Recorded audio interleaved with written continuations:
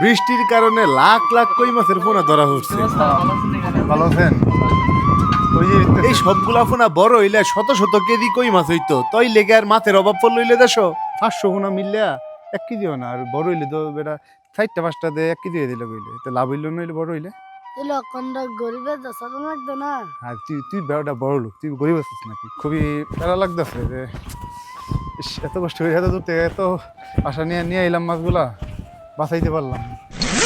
দেখেন আমাদের বাড়ির পাশে যে খাল আছে, খালের থেকে এই বৃষ্টির কারণে কই মাছের ডিম থেকে কই মাছগুলা মাত্র ফুটছে, ছোট ছোট কইয়ের বাচ্চা, কত কত কই মাছ।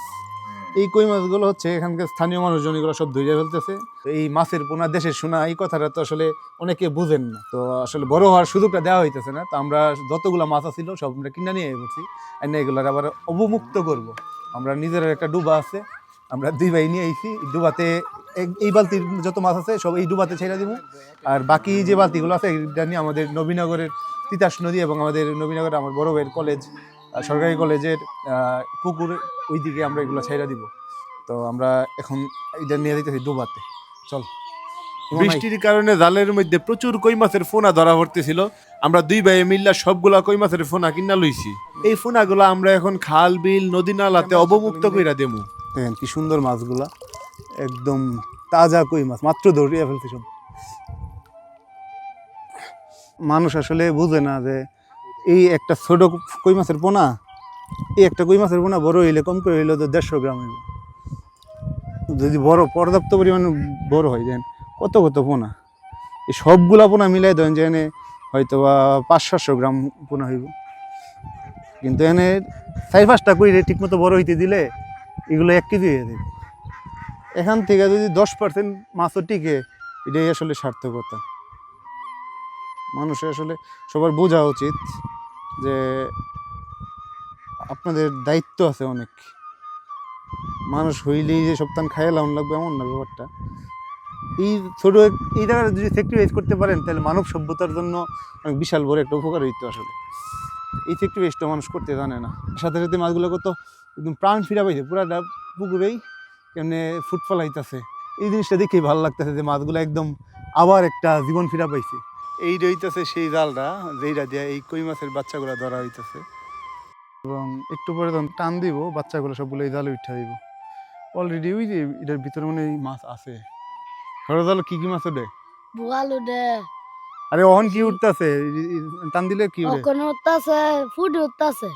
কইর ফোনা ওঠে না? হ্যাঁ, ফুটি ওঠে, গইব না ওঠে তো কইর ফোনা দিয়ে ফালাই দিলেও না? না।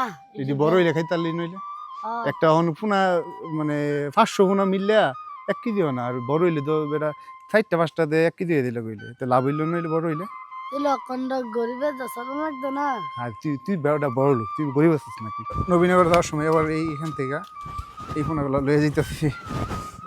দেখছেন সব কইয়ের ফোনা ভাই, এটি বড় হইলে কতলা কই হইলে ভাই দাম দাম আমি সেদিক যাই ভাই একটু।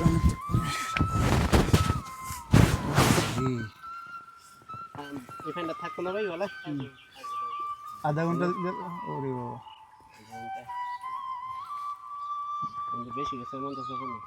না ভাই ভাই বেঁচেই থাকবো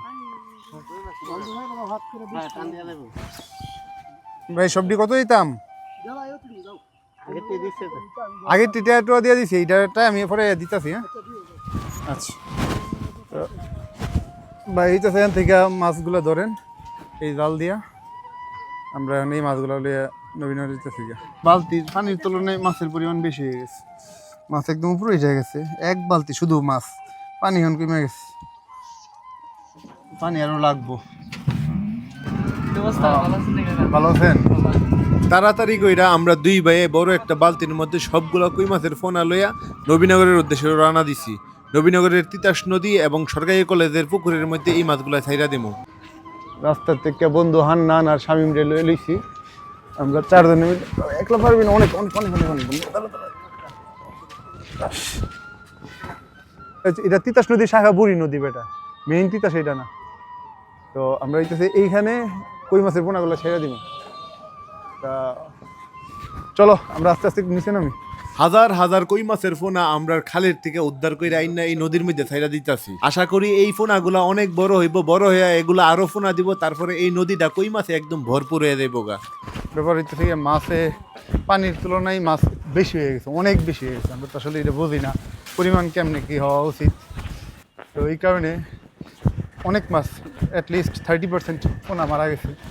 ব্যাপারটা খুবই আপসেটিং, খুবই প্যারা লাগতেছে যে ইস, এত কষ্ট করে এত দূর থেকে এত আশা নিয়ে এলাম মাছগুলা, বাঁচাইতে পারলাম না।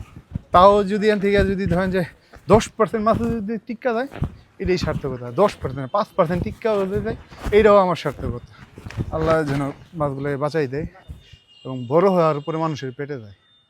এই মাছের পোনাগুলার আপনারা না খায়া এইগুলার প্রতি আপনারা দয়া দেখেন, দেখবেন যে আমরা বাংলাদেশের নদী নালা খাল বিলগুলা এই দেশি মাছে, প্রাকৃতিক মাছে বইরা দেবগা। এই সহজ জিনিসটা বুঝার তৌফিক আল্লাহ সবাইরই দান করুক।